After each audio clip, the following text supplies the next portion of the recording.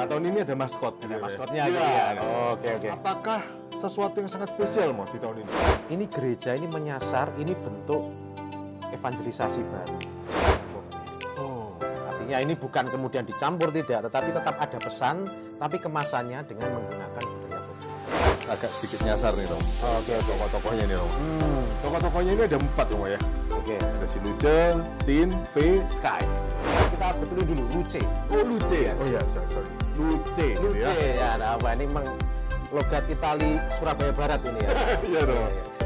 Ini Luce ini matanya pakai kerang Romo. Nah ini ya. Iya. Nah ini kerang itu Romo. Betul ya? Iya. Ada kerang ya. Teman-teman bisa lihat ya. Nah ini artinya apa Romo?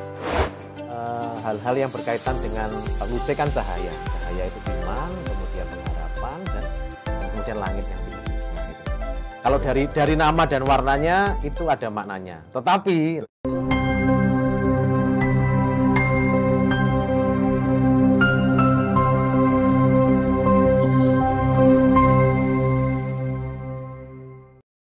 Halo, selamat datang di rumah saya. Obrolan santai seputar rumah Santo Yakobus.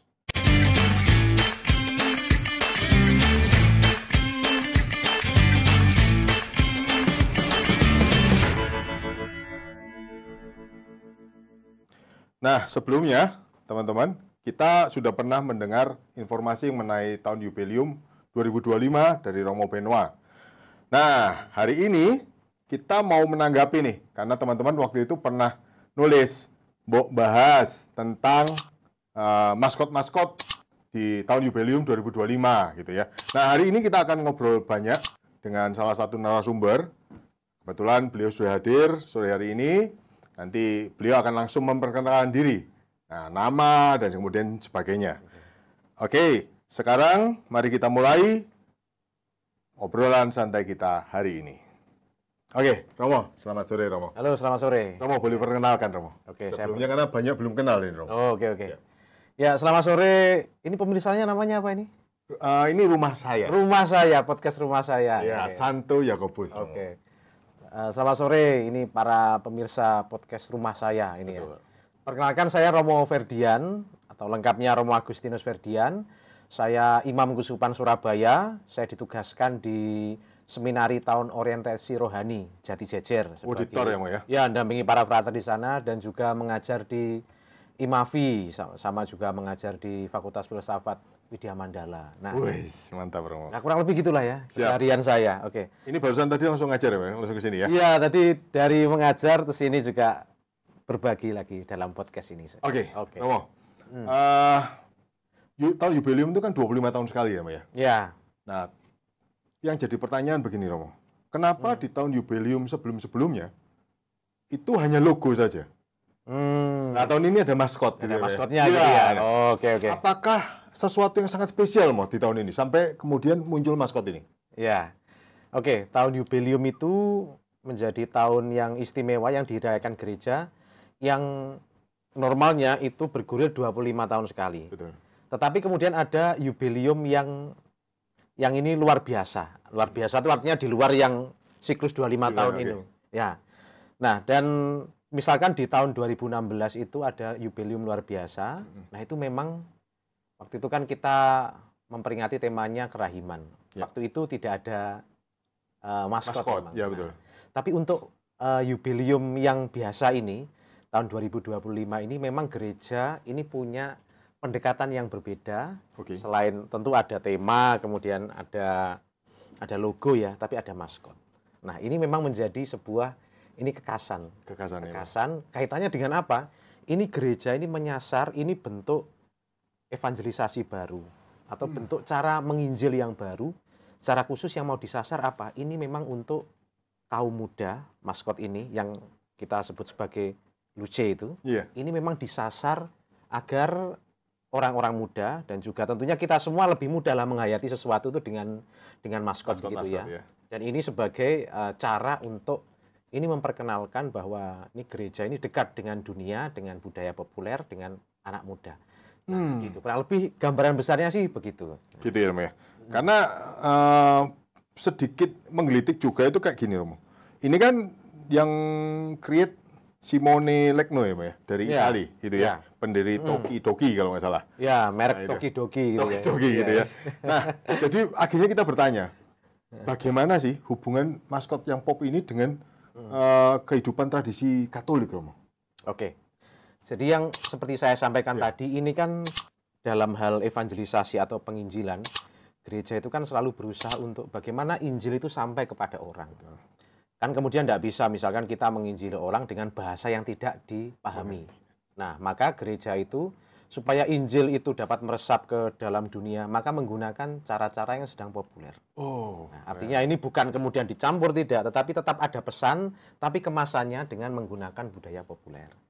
Jadi kerangka pertamanya, mengapa kemudian kok seorang itu seniman asal Italia, Simone Legno itu dipilih karena gereja punya gambaran ini. Ini bagaimana sih menyampaikan pesan ke orang, khususnya orang muda, ini harus juga dengan cara orang muda.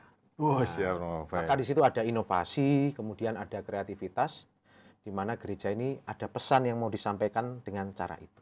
Oke, maka muncul 4 tokoh itu ya, Romo ya? Nah, betul sekali. Ya. Nah, Romo, sekarang kita mulai agak sedikit nyasar nih, Romo. Tokoh-tokohnya nih, Romo. Tokoh-tokohnya ini ada 4, Romo ya?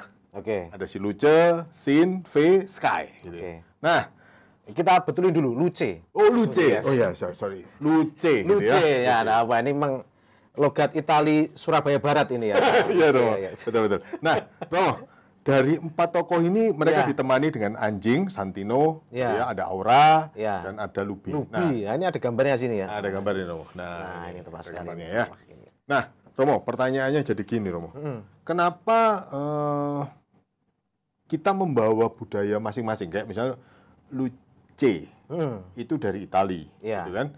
Sin dari Jepang, V dari Spanyol, kemudian Sky dari Inggris. Nah, ini kenapa kok ngambilnya kok nggak yang lain gitu loh? Kenapa kok di negara-negara ini loh? Sebelum kita masuk membahas 4 ini ya, Luce and Friend ini ya. Luce and Friend, betul. Ini sebenarnya kita akan semakin paham mengapa 4 ini kalau kita berangkat terlebih dulu dari seruan pausnya. Ada namanya Bulla Spes Non Confundit. Pengharapan itu tidak mengecewakan.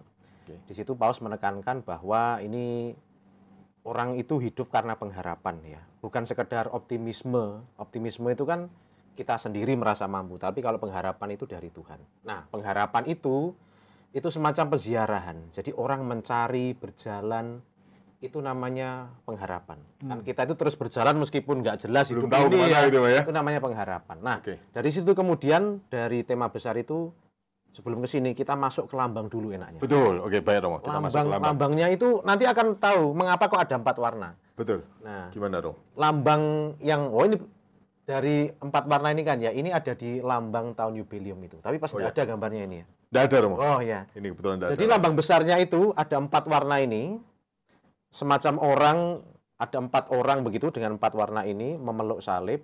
Ya. Kemudian di bawahnya ada ombak. Ada ombak, betul Romo. Nah, sebelum masuk ke semuanya, 4 warna ini menandai orang dari seluruh penjuru dunia yang berpegang pada salib itu. Di bawahnya ada ombak, itu artinya ya perjalanan hidup. Siap. Nah, jadi itu dari logo ini peziarahan itu seperti itu. Orang dari seluruh dunia berkumpul memegang salib, di bawahnya ada ombak, itu artinya ya hidup yang tidak mudah, tapi mereka berpegang pada salib. Ya, salibnya itu menarik, bentuknya itu jangkar.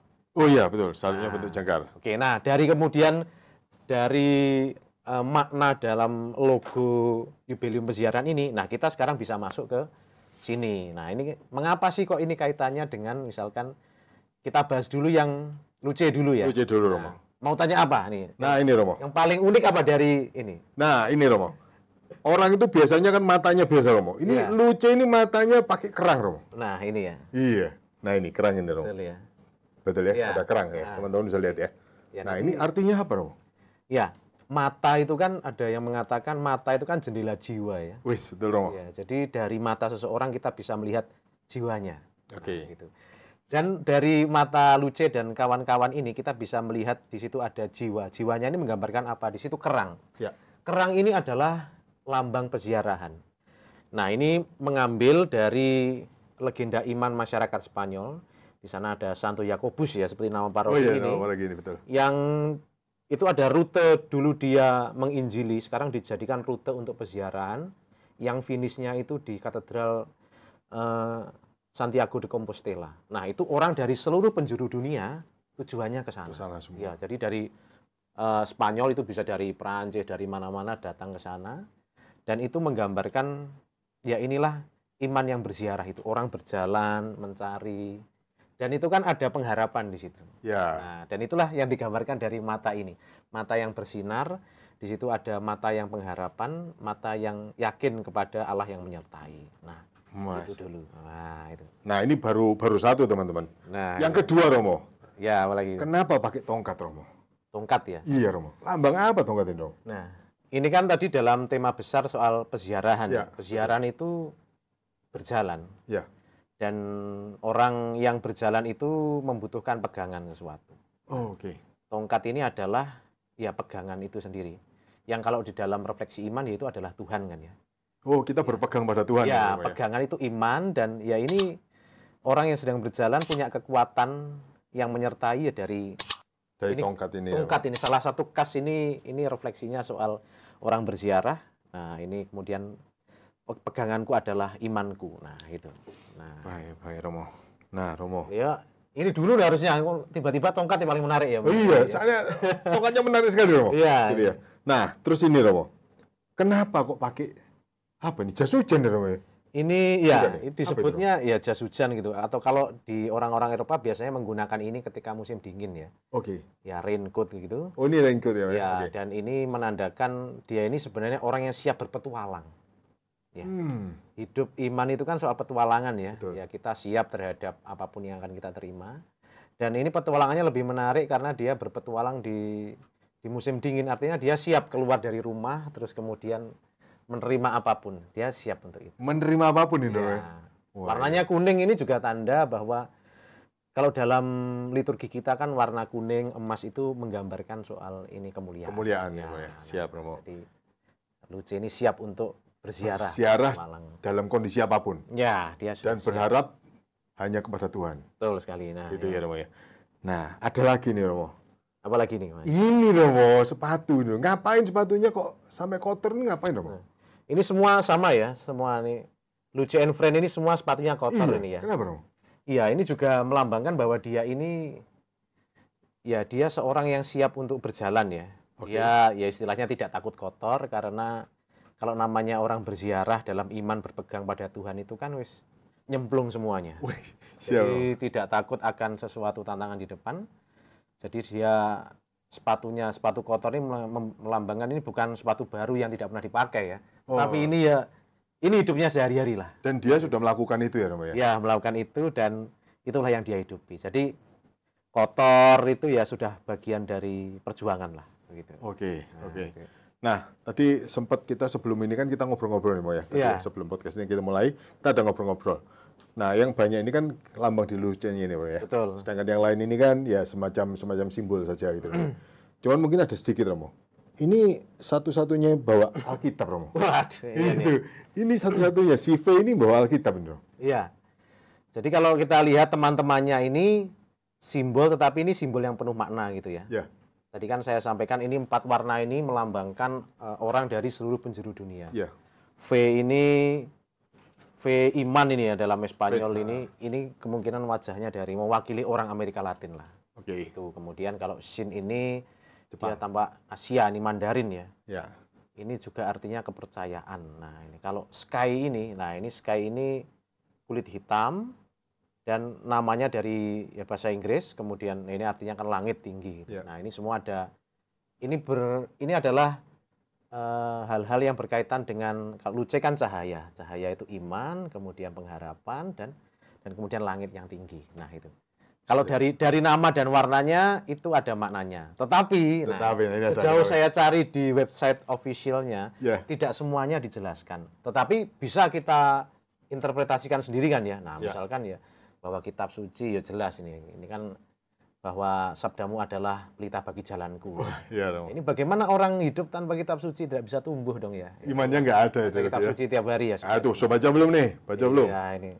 Ingat banyak quotes-quotes itu minimal 1 hari 1 ayat baca ya. Nah, siap. itu yang bisa dijelaskan. Nah, kalau si Sin ini kan bawa boneka ya. Iya, betul. Ini pasti banyak bertanya nih teman-teman semua ya. Bonekanya ini kenapa ini ada boneka ini? Ini sih saya merefleksikan aja ya. Bahwa perjalanan itu menyenangkan kok ya. Oh gitu ya namanya. Jadi ya dia membawa apa yang dia senangi setiap hari. Tapi ini refleksi saya ya. Aslinya harus ditanyakan sama Simone Lehno sana ya. Iya, betul. Maksudnya gimana ini Pak? Nah ini. Atau juga ini dia membawa gitar ini ya. Yes. Perjalanan hidup itu menyenangkan. Peziarahan itu menggembirakan ketika kita bersama Tuhan gitu. Nah, jadi bersama Tuhan tidak ada yang menakutkan ya Romo ya? Ya. Kira-kira begitu jawabannya ya? Kurang lebih ya kita berpengharapan itu ya harus begitu. Memandang semuanya ini, hidup itu banyak surprise kok. Iya, surprise. Ya, surprise itu ya kadang nggak terlalu enak juga sih ya.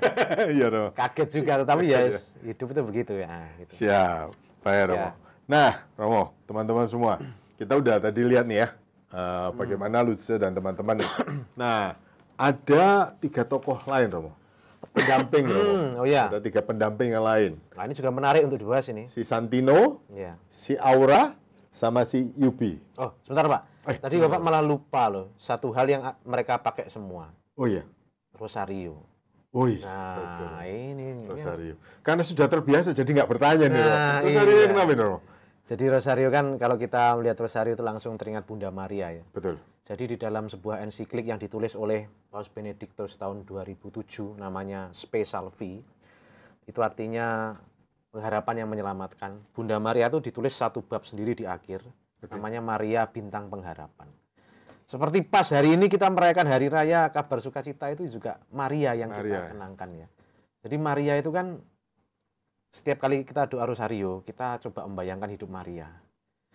Kita selalu jam 6, 12, 6 sore itu mendoakan namanya apa? Angelus. Kita mengatakan kabar gembira ya. Tapi coba kita bayangkan sejenak ya. Maria waktu itu, dia mendengarkan kabar dari Malaikat Gabriel itu jedak-jeduk lah hatinya itu ya. Iya takut Romo. Gembiranya itu sesudah itu kan ya. Setelah kita tahu bahwa Allah itu Yesus, ya, itu menggembirakan. Tapi waktu itu juga kabar gembira itu ya Maria pasti ada takutnya juga. Bingung juga. Tapi dia menerimanya kan, mengatakan, ya aku ini hamba Tuhan, terjadilah padaku menurut perkataanmu. Jadi pengharapan tuh menurut saya kurang lebih seperti Maria itu. Yang kita tidak jelas, tidak tahu besok seperti apa, tapi kita yakin kita punya Tuhan itu, maksud Tuhan meninggalkan saya.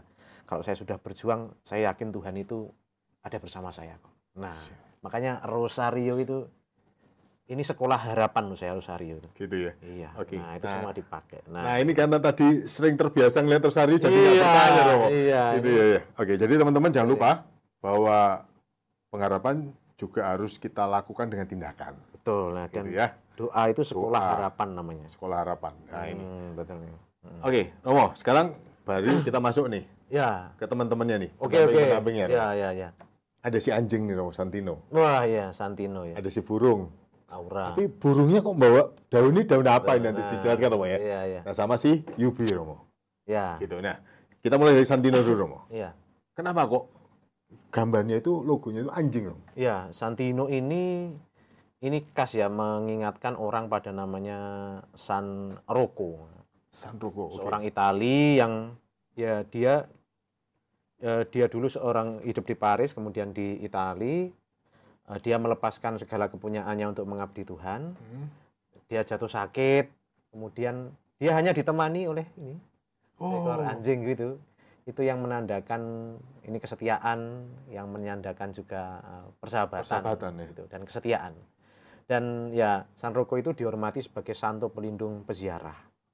Ya, peziarah karena dia mau melepaskan hidupnya, kemudian pergi ke tempat yang dia tidak ketahui, tapi dia menemukan sesuatu. Nah, ini tanda penyertaan sekaligus tanda San Rocco ini melindungi orang yang sedang berziarah di dunia ini. Nah, gitu. Siap, Pak Romo. Nih, pasti banyak yang relate ya, karena kan yang nonton pasti mungkin punya. Banyak yang punya, terutama anjing, Romo. Iya. Terutama anjing. Dan memang kita sering juga lihat, Romo, di film-film itu kalau anjing itu punya lambang kesetiaan, toh. Betul sekali. Gitu ya, Romo. Iya. Kalau nggak salah film Hachiko kalau nggak salah ya. Betul, Hachiko. Itu kan lambang kesetiaan seorang anjing terhadap tuannya. Iya, betul. Oke. Romo, sekarang kita naik ke Aura, Romo. Aura ini. Burung merpati ngapain daun apa ini, Romo? Bunga apa? Nah, ini kalau kita kaitkan dengan kisah di kitab suci ya. Ya. Yang pertama, merpati itu selalu menjadi representasi dari Roh Kudus. Roh Kudus, nah, bentuknya merpati ya. Dan burung merpati, meskipun ini agak enggak, menurut saya pribadi ya, kurang mirip ini. Tapi kan ini kan selera ya. Ya. Tapi kalau memang Simone Lehno ini model gambarnya itu imut gitu. Jadi nggak harus realistis ya. Ya. Tapi menurut saya ini lebih mirip burung apa gitu. Tapi kita tahu bahwa ini merpati, lambang Roh Kudus. Banyak kali Allah itu menampilkan diri, Allah Roh Kudus melalui perwujudan merpati. Dan dia ini juga menjadi tanda pengharapan. Kalau kita buka ini kitab waktu itu sekitar kisahnya Nabi Nuh setelah banjir besar itu kan. Oh iya. Itu kan ngecek. Itu, iya, ngecek. Sudah kering apa enggak Nabi Nuh cek ombak itu ya. Ada enggak yang. Ya. Nah, beberapa kali hingga akhirnya pulang membawa ini helai zaitun ini menandakan bahwa sudah ada daratan yang kering. Oh, ini zaitun dong ya? Iya, helai zaitun. Dan zaitun dan burung ini merpati menjadi tanda pengharapan. Jadi kita bisa sedikit bayangkan pada waktu zaman Nabi Nuh, dia kan menanti-nantikan ini kapan ini banjir ini surut.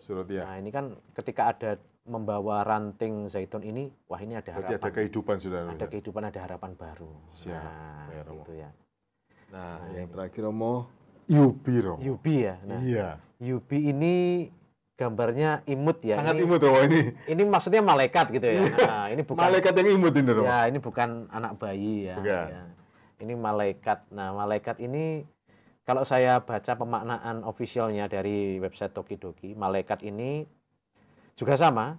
Dalam iman kita kurang lebih sama. Malaikat ini kan sosok yang istilahnya menjembatani surga dan dunia ya. Ya. Jadi malaikat ini dia bisa dwifungsi ya. Di makhluk di surga dan makhluk di bumi ya. Ya. Jadi seperti yang hari ini kita peringati Hari Raya Kabar Sukacita kan Maria ini menerima kabar dari malaikat Tuhan. Ya. Jadi bisa berfungsi sebagai abdi Allah di sana, juga di sini sebagai messengernya Allah ketika di dunia. Di dunia. Jadi ini lambang bersatunya surga dan dunia lah, malaikat itu. Penyertaan kepada anak-anak ini yang sedang melakukan berziarah. Baik. Ini yang menarik, jangan lupa ini ada di topinya ada jangkar. Jangkar itu ya. Iya.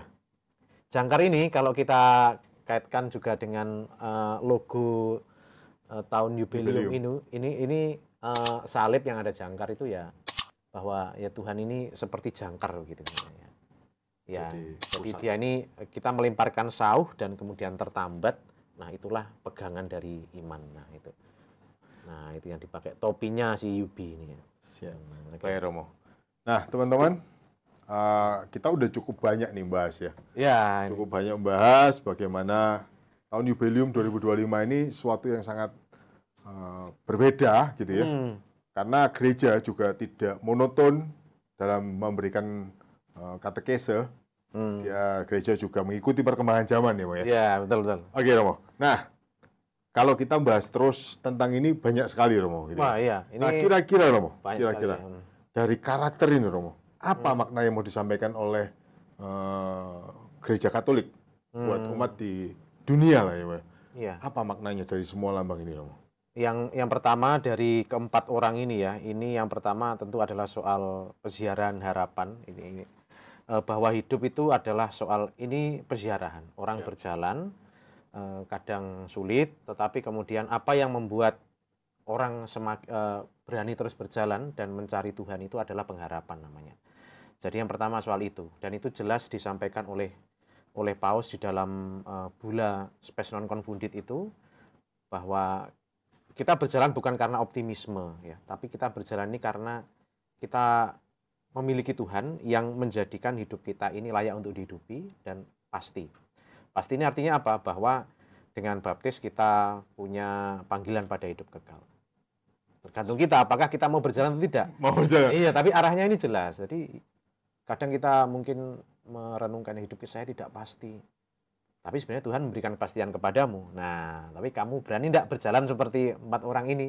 Mau bertindak nggak ya? Betul. Dan mereka berjalan kan tidak sekedar berjalan, mereka melengkapi diri mereka dengan hal-hal yang senjata-senjata rohani lah istilahnya.